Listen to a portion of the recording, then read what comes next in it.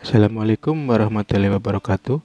Perkenalkan diri, nama saya Saleh, calon guru penggerak Angkatan 11 Kabupaten Purwakarta.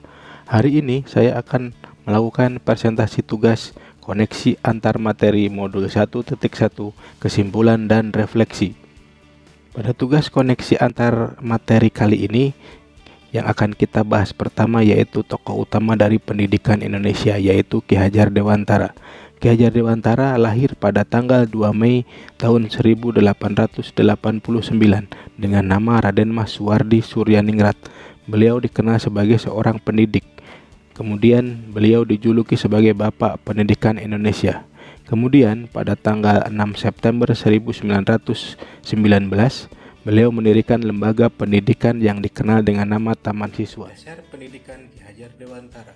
Pendidikan adalah tempat persemaian benih-benih kebudayaan dalam masyarakat. Pendidikan menjadi ruang berlatih dan tumbuhnya nilai-nilai kemanusiaan. Pendidikan menciptakan ruang bagi murid untuk tumbuh secara utuh agar dapat memuliakan orang lain. Dari kesimpulannya tentang konsep menuntun, pendidikan adalah menuntun segala kekuatan kodrat yang ada pada anak agar mereka mencapai keselamatan dan kebahagiaan setinggi-tingginya baik sebagai manusia maupun anggota masyarakat. Jadi, seorang pendidik harus menjadi pamong dalam proses menuntun. Yang pertama, memberikan tuntunan dan arahan agar anak tidak kehilangan arah yang dapat membahayakan dirinya.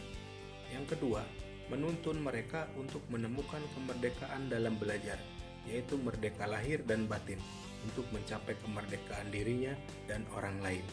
Dan yang ketiga, menuntun mereka untuk menemukan jati diri mereka sehingga mereka bisa menjadi dirinya sendiri dan anggota masyarakat yang baik. Selanjutnya akan kita bahas tentang semboyan dari Ki Hajar Dewantara yang sudah sangat terkenal sekali, yaitu yang pertama Ingarso Sung Tulodo. Ingarso Sung Tulodo itu artinya bahwa seorang guru itu ketika di depan dia bisa menjadi contoh bagi murid-muridnya. Kemudian yang kedua Ingmadio Mangunkarso, yang artinya bahwa seorang guru ketika berada di tengah-tengah muridnya, dia bisa menjadi seorang penyemangat bagi murid-muridnya. Dan yang ketiga Tutwuri Handayani, yang artinya ketika guru itu dari belakang harus bisa memberikan dorongan semangat kepada murid-muridnya. Nah, dari itu semua tujuan akhirnya adalah bahwa murid itu nantinya selamat dan bahagia sebagai manusia dan juga sebagai anggota masyarakat. Kodrat alam dan kodrat zaman. Jadi pendidikan harus memperhatikan kodrat alam dan kodrat zamannya. Setiap anak memiliki kodrat yang berbeda, kondisi sosial yang berbeda, kehidupan keluarga, dan lingkungan yang berbeda, disertai perkembangan zaman yang sudah berkembang pesat. Semua itu memerlukan perhatian dan pertimbangan dalam memberikan pendidikan serta pengajaran kepada setiap anak. Setiap anak memiliki karakter yang berbeda yang harus dipahami agar pendidikan bisa diberikan sesuai dengan gaya belajar mereka, sehingga mereka mencapai kebahagiaan dan mampu berpikir kritis, kreatif, mandiri, dan juga inovatif. Seorang pendidik harus memperhatikan proses tumbuh kembangnya anak, memahami karakter setiap anak untuk menciptakan pembelajaran yang menyenangkan. Pendidikan harus menerapkan metode AMONG, yaitu menjaga dan mendidik peserta didik dengan kasih sayang dan keikhlasan sesuai bakat dan minat peserta didik. Dari konsep pemikiran Ki Hajar Dewantara tadi, kita sekarang akan melakukan refleksi. Yang pertama, apa yang Anda percaya tentang murid dan pembelajaran di kelas sebelum Anda mempelajari modul 1.1?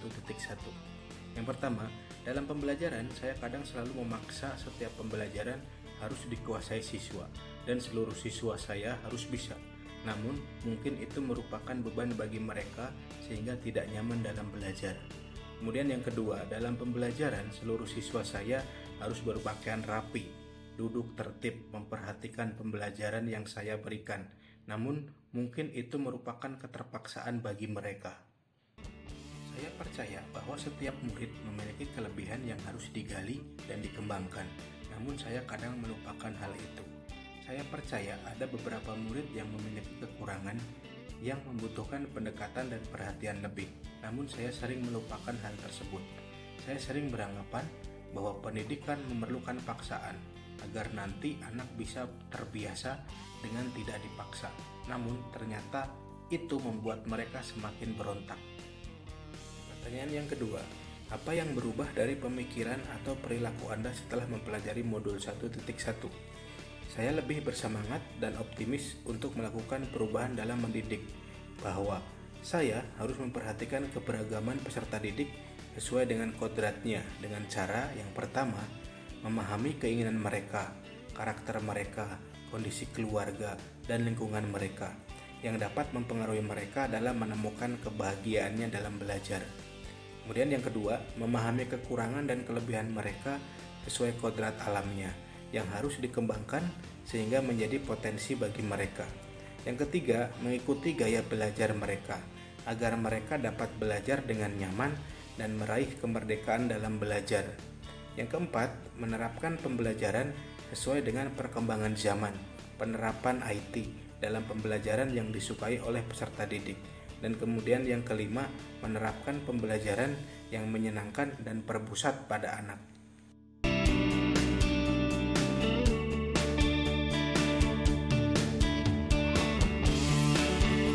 Saya harus menuntun peserta didik untuk mencapai keselamatan dan kebahagiaan melalui yang pertama, harus selalu menuntun mereka untuk menemukan kekuatan kodratnya, sehingga mereka mampu menjadi dirinya sendiri.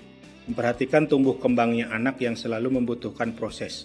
Bersikap sabar dalam menghadapi setiap karakter peserta didik. Pendidikan harus selalu berpusat pada murid dan menuntun mereka untuk menemukan potensi yang dimiliki setiap peserta didik.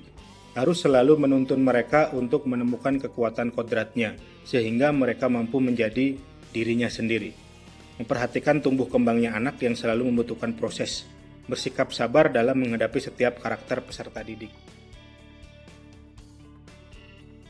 Apa yang dapat segera Anda terapkan lebih baik agar kelas Anda mencerminkan pemikiran Ki Hajar Dewantara? Yang pertama, melakukan asesmen diagnostik awal untuk mengetahui kondisi keluarga dan lingkungan, potensi, bakat, minat, dan cara belajar peserta didik. Kedua, dalam pembelajaran saya akan memposisikan saya sebagai fasilitator, pembimbing, motivator yang dapat mengarahkan dan menuntun mereka untuk mengembangkan potensi yang mereka miliki. Dan yang ketiga, dalam pembelajaran saya akan berpegang pada prinsip menghamba pada murid, yang selalu memperhatikan kebutuhan belajar mereka, dengan tidak membebani mereka dengan ketuntasan kurikulum sesuai program kurikulum Merdeka.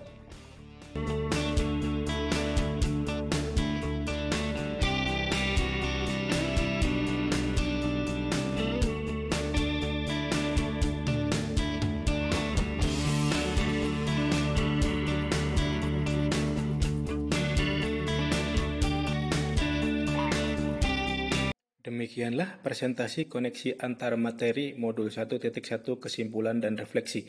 Atas perhatiannya diucapkan terima kasih. Salam guru hebat.